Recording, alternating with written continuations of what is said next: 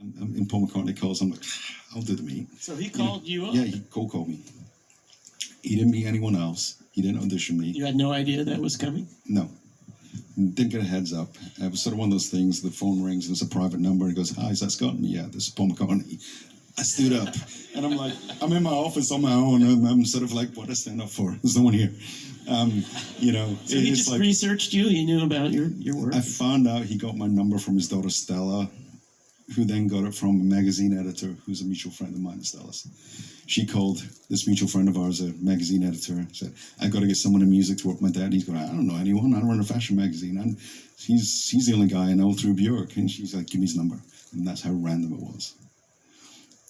So that didn't it wasn't a lawyer. It wasn't researched. It was super random. It's always a case of who you know. You weren't campaigning for it, or I have to manage Paul McCartney. I went and met Paul, and Paul just said, yeah, you're your manager. I don't really like managers, you know, and all this sort of stuff. And I'm like, yeah, me neither. But, you know, and he said, let's give it a couple of months and see what happens. It's the biggest artist in the world. I thought I was on my game and I thought I knew everything, but then he would catch you up. Money, you know, a few months in, he always had a habit of calling you when you least expected it. You know, most people will sort of be reasonably respectful and call you between 8 and 8 sort of thing, unless there's something going on or there's a tour, then it's different. But he would sort of call you at like that 9, 10 p.m. on a Friday night. You know, just when you're like in a restaurant or you go in a bar, or you're just tired and you're home. You know, it's like he'd call you, hey, what's going on? What's happening with, and he'd go straight in. Yeah. With this thing, you remember we spoke about that Monday, what's happening? You got an answer? And I'm like, you know, you don't have your notes, you know, I don't have my notepad, you know, and I'm like, let me see, let me try and get my notes. And he's like, no, don't worry about it. Remember you said you'd call me back about this, you haven't called me back, what's happening? And I'm like, very quickly, I'm like, okay, he's just bobbing my head underwater. It's just like, you know, but then when I learned the drill, I'd make some notes. So if he called me, I'd just have a little card. Yep, this is happening, this is going on. You said you'd call me back on this. You haven't called me back. And I started throwing it. Like all of a sudden we're playing tennis. I'm like, boom, who could ace, the most? Now you hear what this man's saying? He's working with the biggest artist alive today, Paul McCartney from the Beatles. I know for a fact he's the highest grossing solo artist in the world. And out of nowhere, he gets a cold call from this man. Now, mind you, he put in work before all this happened. You know, he managed the group that put out the Sopranos theme song, and I'm gonna play a clip of that later on. You'll see. But yeah, there's so much money in the music business, but I'm gonna just let them get on, because you just never know who's gonna be on that other end of the call. That's why when I answer my calls, it's hello, it's Michael speaking. That's it. Like, I'm not answering it like you're, like, you know what I mean? I'm answering it professionally, and that's how it's got to be done. Because if not, Paul McCartney might have just hung right up on somebody talking about, what's it look like? Like, come on, man. Nobody ain't trying to hear that, especially Sir Paul. You understand? So if you're really trying to get into that big crossover money, it's what we talking about. Until, like, I'd start calling him at random times, because he always said, call me anytime, not a day. Turnabout is fair play. See? And it's another thing.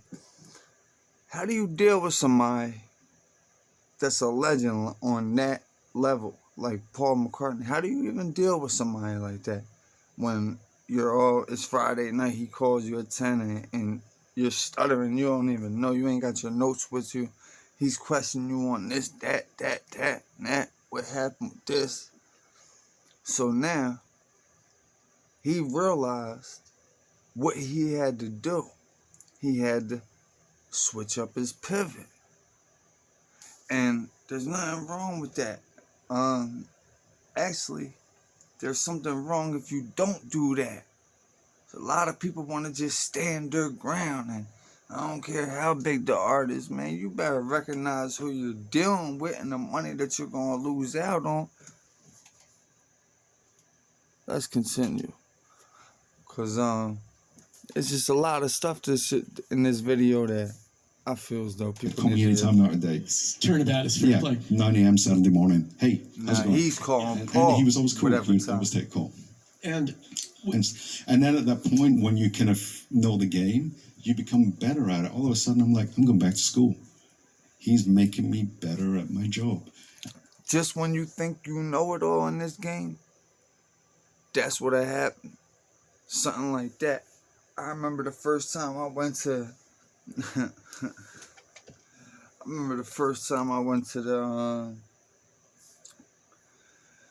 the big boy studio, and it wasn't what I was used to, because I was just used to my setup and what I had going on. But man, I had to learn everything.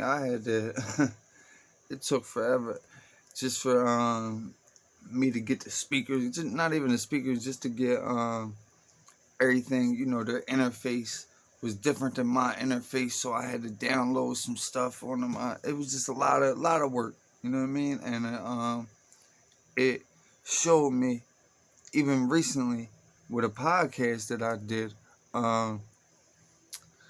you know, it shows me that I have to get there earlier, because, you know, a podcast looks like it's just done off the whim, and you know, it's just done. But that's not how it's done. Everything needs to be set up accordingly. And all of a sudden, my job with my other clients became better. And it's like, I'm like, whoa, you feel drilled. It's like going to the mental gym. did he tell you, you know, certain things that he was looking for that he wasn't getting with his previous management? Yes, he said he got bored really quickly. Didn't want to get bored. So I made sure he never got bored. I also researched he hadn't won a Grammy in 20 years since I took him on. I think we won 13 or 14 Grammys in that time, which is great. So that was important. Yeah. That was an important thing. Things like artists like this, they never look in the rearview mirror. They never want to look back. So you see, he looked back for him. He looked, what hasn't he done in a while? What spotlights can we get him? I mean, this is a guy that achieved everything. Oh, he ain't win a Grammy in 20 years? Oh, let's start making these phone calls to the Academy. Let's start putting in these nominations. We're nominating this. This got re-recorded, so we're going to nominate that again. We're going to re-nominate this song that he put out in the 70s, but you know, he switched up the lyrics and the drum pattern, so it's a new song now. All kind of stuff like that. Listen to the stuff that he says that he won a Grammy for. It's like packaging and marketing. Just listen. They always want to look forward. So all he's thinking about is what's next, what's next, what's next, what can I do? You know, come up with a Beatles reissue. He's like, okay, I know it has to be done, but it doesn't excite him. So then I started looking at his solo catalog, and I'm like, well, why don't we do more with it? It's kind of a bit of a mess. And I told him I want to do a catalog campaign, just pick out all the key releases, records that I like Band on the Run from Sydney 3, which is just an amazing album. Yes, and he just let me go ahead. And as soon as we did it and we won a Grammy, he's like, all right, do campaign. And we're now on our 13th release, and just on the catalog campaign, we won about 5 Grammys. But then at the Grammys about 3 years ago, I think we won 6. He didn't win all 6 because it was best packaging and best surround mix, but it was all his projects. And at that point, I'm like, I don't know if we'll ever get a better night than this. You've won 6 Grammys and every conceivable different. You know, he didn't win for his 4 or 5 seconds. If he'd won that, it would have been in everything. You know, best rock, best rap, you know, whatever, hip hop. Right. But it's been great to sort of be able to contribute to that kind of career and then deliver him his first ever career solo debut number one. He'd had number ones, but never debuted, just back in September. For album? What? Album once, but in a career, and then deliver him his first ever career solo debut number one. He'd had number ones, but never debuted, just back in September. For album or single? Album. For album. Yeah. Now that goes to show you something right there and what's going on in hip hop right now, and what's the difference between a legendary group or even a rock group who has a core fan base. Now understand, these are the type of fans that are going to purchase the album. Now, it might not be day one. It might be the week after because, they're not keeping up. See, people didn't even start looking at first week sales until 50 Cent came out. And then he sold that 800,000 in a week or whatever. And then Lil Wayne sold 1 million in a week, one-upped them.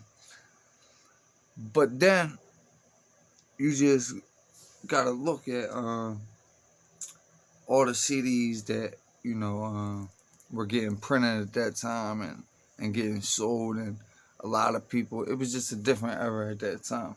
But now he's looking at what hasn't Paul done in his career, and he sees that he never debuted at number one on one of his solo albums. Of course he debuted with the Beatles as number one, but we're talking solo albums. So what's he do? He makes sure that the promotion is right for the layout.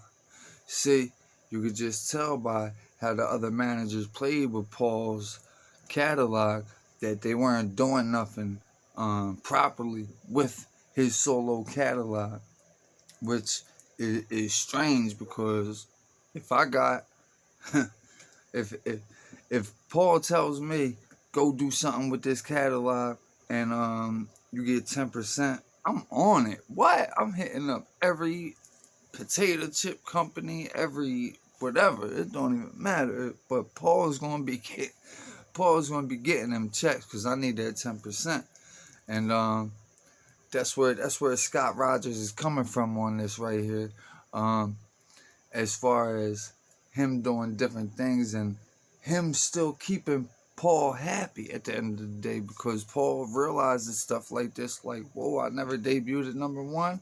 I did that because whether or not people know it, Paul and them still compete with folks like Jay-Z and all them. I know that Jay-Z passed Elvis for the most albums that debuted at number one.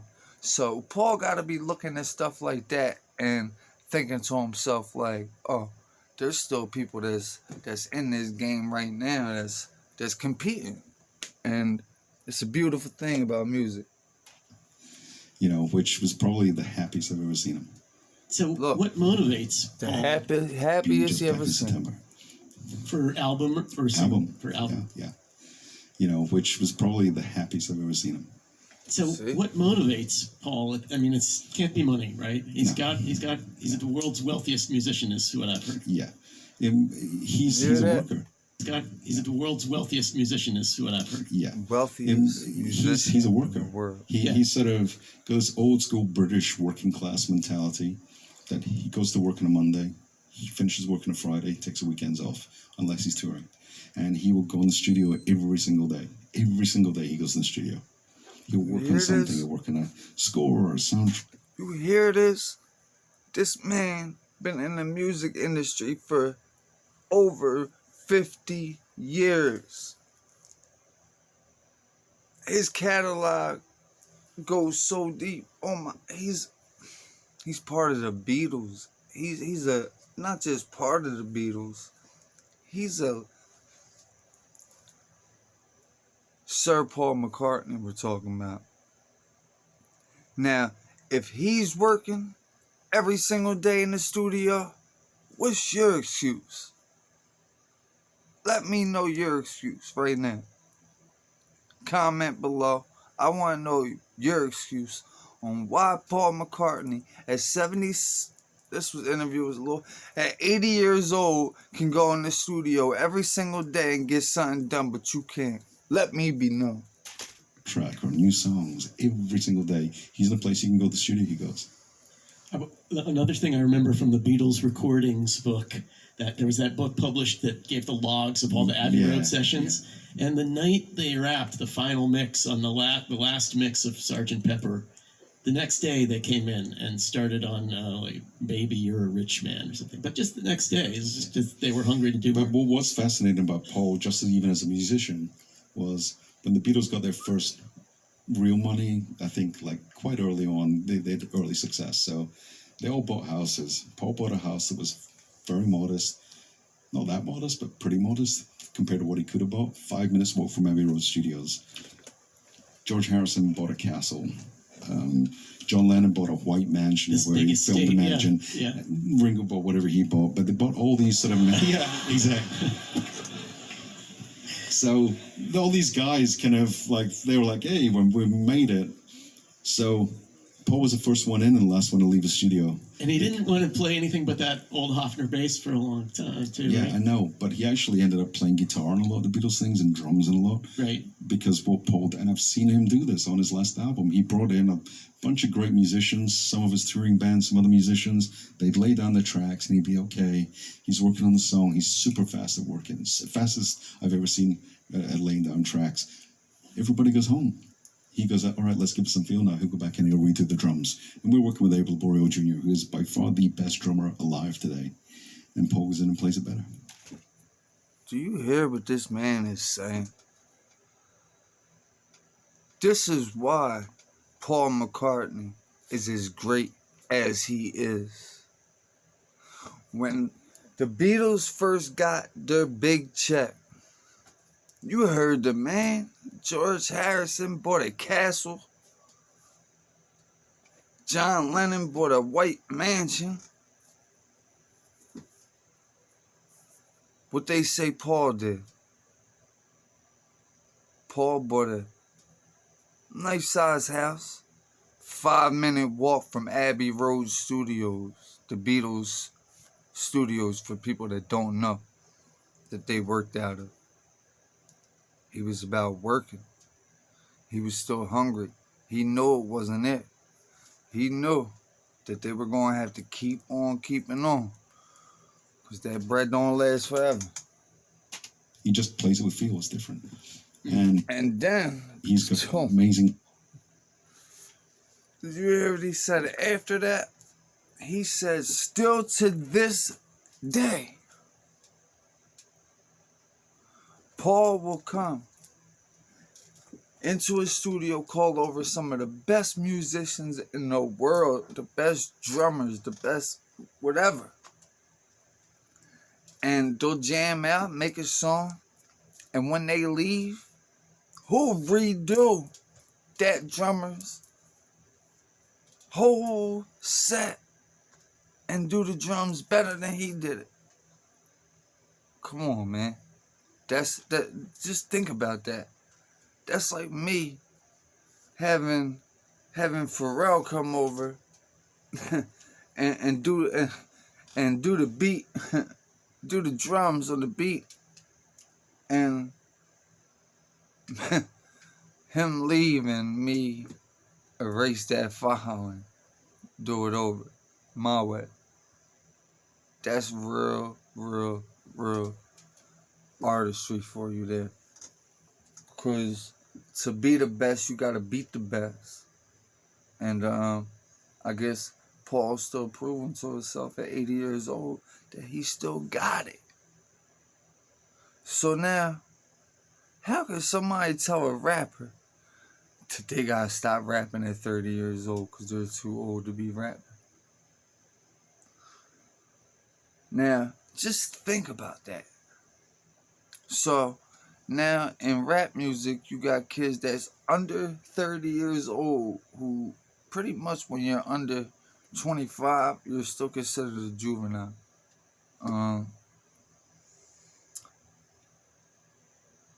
We got them controlling the narrative of what it is that hip-hop is about. And if you have young kids like that never lived or experienced anything, then what are they talking about in their music? What are they spreading? They ain't spreading no get money stuff because they never had money. They come from nothing. So they gonna spread being broke and they're happy to be in the hood. Come on, you happy to be in the hood? I mean, somebody once said a line. Here's where I know I heard it all. This dude, he said another way, but he said this dude's proud to live on the 4th floor. He be like, I be in the hood, I get it poppin'. You broke, motherfucker. You ain't got no option. So a lot of the times when you hear these dudes talking about still being in the hood and all that, they're fraud. It's because they gotta be in the hood. They really ain't got no option. So, to anybody that gets money and just know that just because you sign a record deal and you put out a little song, you can't save your whole family and friends now. You can't get everybody in line to start, doing something. You can't even think about sending everybody to school and thinking that everybody's going to prosper, and it's not going to work out like that. My mom once told me a thing, whenever you really make some plans, that's when God just laughs. I'll say that again. Whenever you make plans, God just laughs. Because he got the final say and all that. If everything that everybody did just went straight,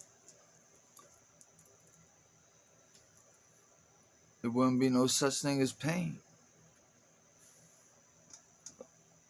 And technical guitarist, he'll just go in there, he'll lay the tracks down again. He did the same with the Beatles. 77? 77 in June. Okay. He doesn't act like it. He's like the last one to go to bed. He goes to the gym every day. He horse rides. He eats well. He's 32-inch waist. Still wears the same clothes he could wear when he was in the Beatles. It's like, Well, Shout out to Sir Paul McCartney, one of my all-time favorite groups, one of my all-time favorite musicians, and shout out to Scott Rogers, and dope interview right here. Check it out if you didn't already.